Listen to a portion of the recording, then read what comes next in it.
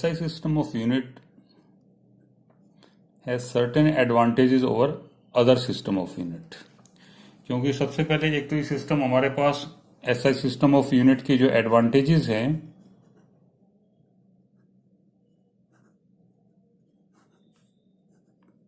SI system of unit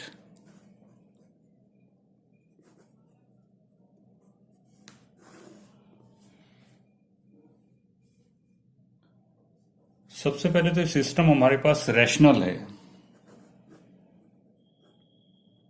rational का मतलब आपके पास एक सिस्टम की यूनिट से, जैसे आपके पास एनर्जी की यूनिट हमारे पास इसके अंदर जूल होती है, unit of energy is joule. तो आपको आपके पास किसी भी तरह की एनर्जी हो, whether it is heat energy, light energy या दूसरी किसी भी टाइप की एनर्जी हो, सबकी यूनिट हमारे पास जूल रहेगी। तो सिस्टम हमारे पास रैशनल रहेगा हमारे पास। दूसरा, ये closely related to CGS system, CGS system of unit. यानी एसआई सिस्टम ऑफ यूनिट से आप कोई आपके पास कन्वर्शन करना हो सीजीएस से एसआई में या एसआई से सीजीएस में, तो आप इजिली कर पाते हो। एंड नंबर 3 इज, ये हमारे पास जैसा कि पहले ही बता चुके हम, this is a extension of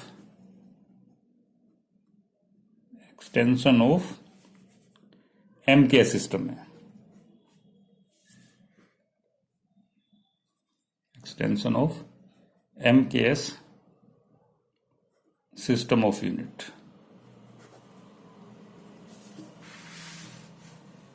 MKS के एक तरह से हमारे पास एक्सटेंशन है ये। फर्दर एमकेएस में हमारे पास क्या था, मीटर किलोग्राम सेकंड, या लेंथ के लिए मीटर थी, मास के लिए किलोग्राम, टाइम के लिए सेकंड। तो एमकेएस को हमने एक तरह से एक्सटेंड कर दिया, इसमें 4 फंडामेंटल और ऐड कर दिए हमने।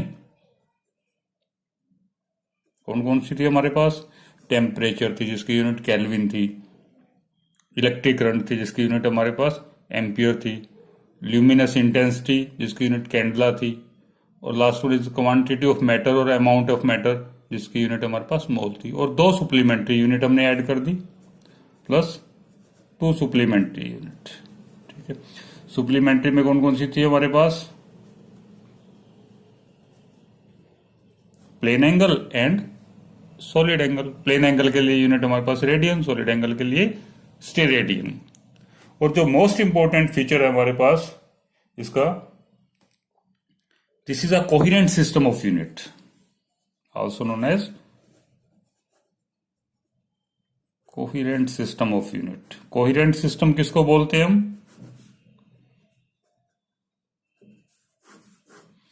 जिसके अंदर सारी derived physical quantity, all derived physical quantity, we get all derived physical quantity by multiplication and division of fundamental। यानी सारी ड्राइव्ड फिजिकल क्वांटिटी आपको मिल पाती है इसके अंदर फंडामेंटल को गुना भाग करके। जैसे कि आपने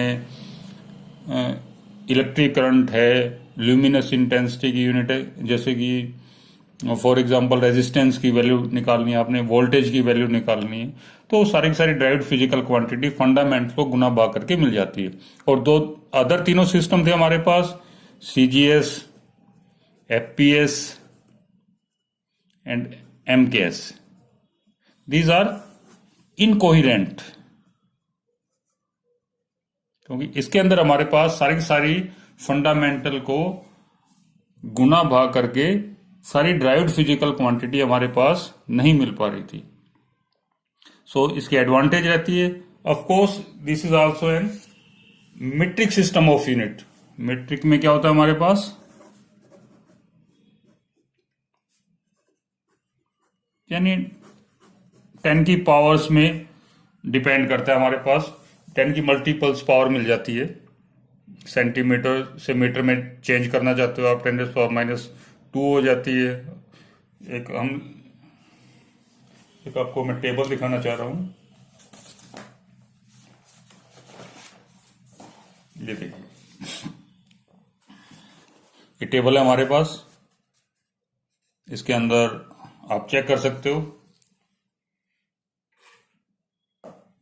आपको याद भी होना चाहिए सम इम्पोर्टेंट एब्रीविएशंस, ये सिंबल्स है, परफिक्स क्या है, मल्टीप्लायर्स क्या है, जैसे डेका में 10⁻⁻1 होता है, सेंटी में 10⁻², मिली में 10⁻3, माइक्रो में 10⁻6, नैनो में 10⁻9, पिको में 10⁻12, फेटो में 10⁻15, ओटो में 10⁻18। तो इस तरीके से आप देख सकते हो इसको। और इसी तरीके से हमारे पास दूसरा जो प्लस की यूनिट है, जैसे डेका है, ये आपके पास रहेगी 10⁻+1, हेक्टा 10⁻2, किलो में 10⁻3 आएगा, मेगा में 10⁻6, गीगा में 10⁻9, टेरा में 10⁻12, एक्टा में 10⁻15, एक्सा में 10⁻18। तो इसी तरीके से लेंथ की करेंगे तो हम साथ में मीटर लगा देंगे, और मास की करेंगे तो इसमें ग्राम किलोग्राम लगा देंगे हम। ठीक है, जैसे कि ये दिया हुआ है मिलीमीटर्स में कितना मीटर्स होता है, 10⁻³ मीटर। नैनो सेकेंड्स में कितना होता है आपके पास, नैनो तो सेम रहेगा 10⁻⁹ और 10⁻⁹ सेकेंड हो गए। मेगा में, मेगा प्लस की थी 10⁻6 थी ना, मेगा वाट 10⁻6 वाट आ जाएगी आपके पास, यूनिट रखते हो। माइक्रो कूलम्स, तो माइक्रो कूलम्स में माइक्रो में 10⁻⁻6 होता है, तो ये आपके पास 10⁻⁻6 कूलम। तो ये आपके पास कुछ एक इम्पोर्टेंट आपके पास एब्रीविएशन है, आपको ये याद रखनी है। पहले भी 9th-10th में आप करते रहे हो इनको, जो नहीं की हो वो आप कर सकते हो। तो ये टेबल अच्छे से रिवाइंड कर लेना, अपनी कॉपी में लिख लेना, एक आप रजिस्टर बना लेना फिजिक्स के लिए। उसका मैं आपको जो होमवर्क या असाइनमेंट देंगे वो आपको उसमें करनी है। ठीक है, तो और वो आपको लिंक भेजा हुआ है, जैसे तो आपको गूगल्स क्लासरूम ज्वाइन करना है तो वहाँ आपने अपनी असाइनमेंट मेरे को भेजनी है। ठीक है, जब मैं आपसे बोलूँगा, जब डिमांड करेंगे तब आपको उस गूगल क्लासरूम पे भेजनी है। अप्लाइड फिजिक्स हिसार के नाम से आपके पास। Some important application unit of length, जैसे यूनिट्स ऑफ लेंथ में क्या आपके पास माइक्रोमीटर, 1 माइक्रोन में कितना होता है, 10⁻⁻6 मीटर। आंगस्टोन में 10⁻10 मीटर, स्मॉल यूनिट्स है हमारे पास लेंथ की। फर्मी में 10⁻15 मीटर। 1 XU में 10⁻13 मीटर। इसी तरीके सीजीएस में जाए तो 10⁻100 सेंटीमीटर में आपको पता है 1 मीटर होता है, तो ये 10⁻4 हो जाएगा, इसमें 10⁻8, तो पावर 2 घट जाएगी इसमें। Light year, this is the bigger units of length, तो इसमें आपके पास 9.46 इंटू 10⁻15 मीटर होता है। पार सेकंड और भी बड़ी यूनिट होती है हमारे पास, इसमें लगभग आपके पास 3.26 लाइट ईयर होते हैं। सम कन्वर्शन फैक्टर ऑफ मास, मास के अंदर आपके पास जैसे कि 1 किलोग्राम में कितने पाउंड होते हैं, आपको सबसे पहला होना चाहिए 1 पाउंड में कितने ग्राम्स होते हैं। तो 1 पाउंड में हमारे पास 453.6 ग्राम होते हैं। कैलकुलेशंस के लिए हम 454 ग्राम्स लेते हैं इसको, और 1 किलोग्राम में आपको कैलकुलेट करोगे तो 2.2046 पाउंड मिलेंगे। ठीक है, 1 किलोग्राम में ग्राम आपको पता है 1000 ग्राम होते हैं। मिलीग्राम में 10⁻³ ग्राम्स होते हैं। सेंटीग्राम्स में 100 1/100 या 10⁻² ग्राम, वही सेंटी में हमने ग्राम्स लिख दिया दोनों साइड्स में। डेकाग्राम में 1/10 ग्राम्स होते हैं। क्विंटल, 1 क्विंटल में कितने किलोग्राम्स होते हैं, 100 किलोग्राम होते हैं क्विंटल्स के अंदर। और मीट्रिक टन के अंदर 1000 किलोग्राम होते हैं। तो ये कुछ एक आपके पास एब्रीविएशंस है, तो ये आपने लेंथ वाइज या मास की वैल्यू होगी, ये आपको याद रखने हैं, या कि आप यूज करेंगे इनका कैलकुलेशंस के लिए। जब आपकी न्यूमेरिकल प्रॉब्लम्स आएंगी तो वहां पे हम इसका यूज करेंगे। तो इसके बाद आपका नेक्स्ट जो टॉपिक रहेगा दैट इज डायमेंशंस क्या होती है। डायमेंशंस, पहले इनकी थोड़ा डेफिनेशंस के बारे में पढ़ लेते हैं। डायमेंशनल फॉर्मूला,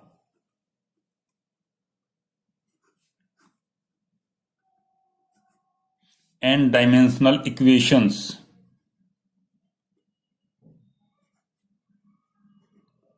डायमेंशनल इक्वेशंस, ये before discussing this three definitions, आपने ड्राइव्ड फिजिकल क्वांटिटी ले लेते हैं। जैसे कोई भी ड्राइव्ड फिजिकल क्वांटिटी हमारे पास, डेंसिटी सपोज कीजिए।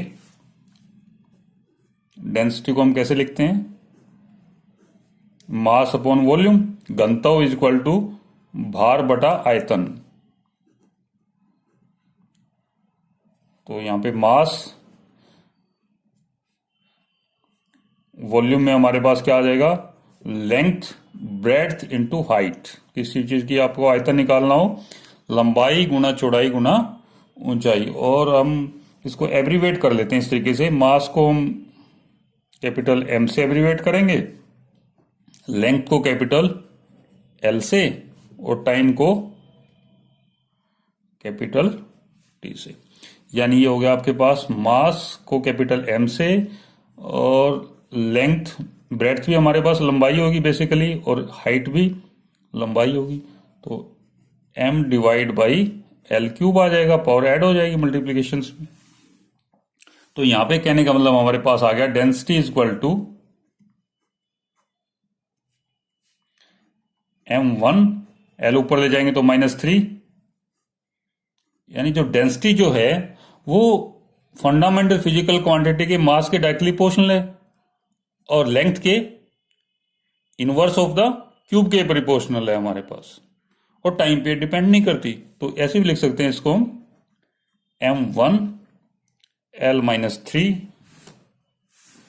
m1 l minus 3 and t 0, क्योंकि t की पावर 0 1 के बराबर होगी। यानी आपके पास जो डेंसिटी है, जो derived physical quantity of fundamental पे कितना डिपेंड करती है? मास के डायरेक्टली प्रोपोर्शनल है, लेंथ के इनवर्स के क्यूब के प्रोपोर्शनल है, टाइम पे डिपेंड नहीं करती। तो किस तरीके से कोई derived fundamental physical quantity derived पे कितना डिपेंड करेगी, ये हमें डायमेंशन एनालिसिस बताता है। तो डायमेंशंस में हमारे पास जो अभी जो हमने किया है,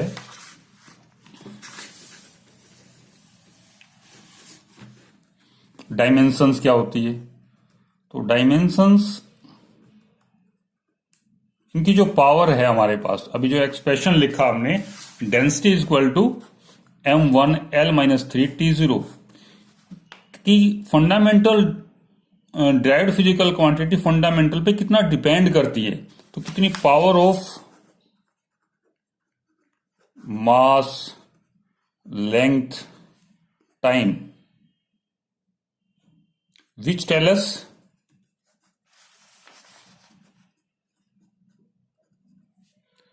how the fundamental physical quantity depends on derived physical quantity। यानी फंडामेंटल पे ड्राइव्ड फिजिकल क्वांटिटी कितना डिपेंड करेगी, ये हमें बताता है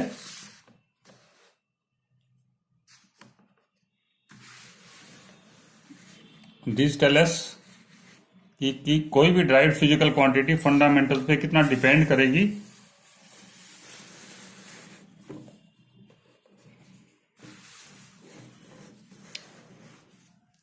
ये हमें ओके कि जो डेंसिटी है, अभी जो डिस्कस किया था प्रीवियस एग्जांपल हमने, डेंसिटी जो है वो मास के डायरेक्टली प्रोपोर्शनल है, लेंथ के माइनस क्यूब के प्रोपोर्शनल है, और टाइम पे डिपेंड नहीं करती। तो ये जो पावर्स है मास, लेंथ और टाइम, कैसे लिखा ना हमने, density is equal to m1 l minus 3 t0। तो इनकी जो पावर्स है हमारे पास मास, लेंथ, टाइम की, m के लिए 1, l के लिए -3 और t के लिए 0। These powers are called the dimensions, जो हमें बताती है कि ड्राइव्ड फिजिकल क्वांटिटी फंडामेंटल्स पे कितना डिपेंड्स करती है। इस तरीके से और भी एग्जांपल ले सकते हो आप, जैसे कि एरिया का सिंपल एग्जांपल लेते हैं हम। और भी एरिया, लेंथ इंटू ब्रेड्थ, लंबाई गुणा चौड़ाई। तो इसमें ये भी लेंथ है, ये भी ब्रेड्थ भी तो लंबाई होती है, लेंथ ही होती है ना। सो लेंथ का स्क्वायर। एरिया जो है हमारे पास ना तो ये मास पे डिपेंड करता और ना ही टाइम पे डिपेंड करता, तो इनकी पावर 0 लिख सकते हैं हम। किसी की पावर 0 आपके पास 1 के बराबर होती है। तो ये आपके पास इनकी डायमेंशन लिखनी हो, आप कैसे लिखोगे? मास की पावर कितनी है? 0। लेंथ एरिया की पावर कितनी है? एरिया के लिए लेंथ की पावर है आपके पास 2 और टाइम के लिए 0। तो ये इनकी डायमेंशन आ जाएगी। जो पावर है हमारे पास मास, लेंथ, टाइम, जो बताती है हमें कि ड्राइव्ड फिजिकल क्वांटिटी हमारे पास फंडामेंटल्स पे कितना डिपेंड्स करती है। तो these power are called the dimensions. तो पावर हमेशा डायमेंशन से डिनोट करते हैं। और जो हमने अभी लिखा है कंप्लीट,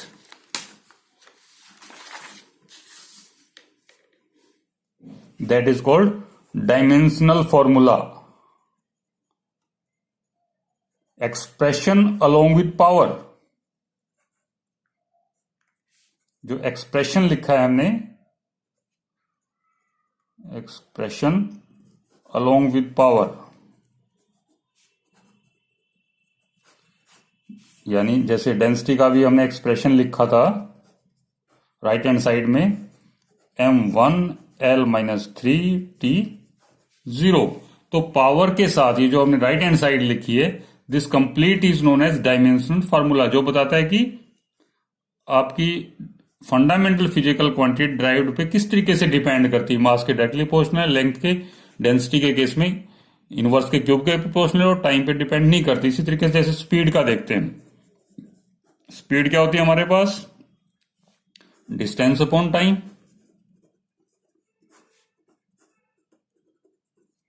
डिस्टेंस हमारे पास लेंथ और टाइम का एब्रीवेट करेंगे t1 से।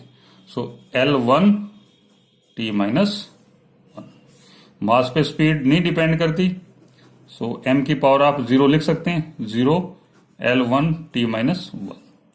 तो इसकी हम डायमेंशन लिखनी हो तो 0 1 माइनस 1, और डायमेंशन फॉर्मूला लिखना हो तो जो हमने कंप्लीट राइट साइड में लिखा हुआ है m0 L1 t माइनस 1। ये आपके पास क्या है? This is known as dimensional formula. Area का लिखना हो तो m0 L2 t0। तो जो हमने राइट हैंड साइड में लिखा है expression along with power, this is called dimensional formula. Third हमारे पास dimensional equations. Dimensional equation,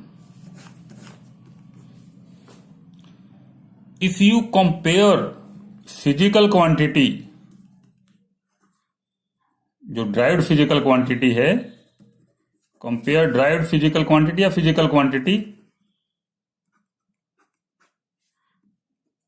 physical quantity ले लीजिए। यदि आप फिजिकल क्वांटिटी को कंपेयर करते हो किससे? डायमेंशनल फॉर्मूले से,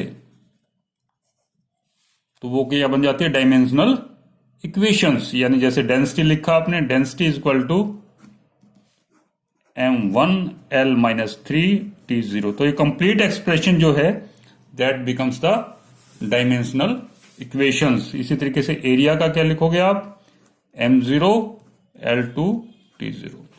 तो आपके बात समझ में आ गई होगी मेरे ख्याल से। डायमेंशंस क्या होती है हमारे पास? Power of mass, length and time, which tell us how the derived physical quantity depend upon fundamental physical quantity। Dimensional formula क्या है हमारे पास?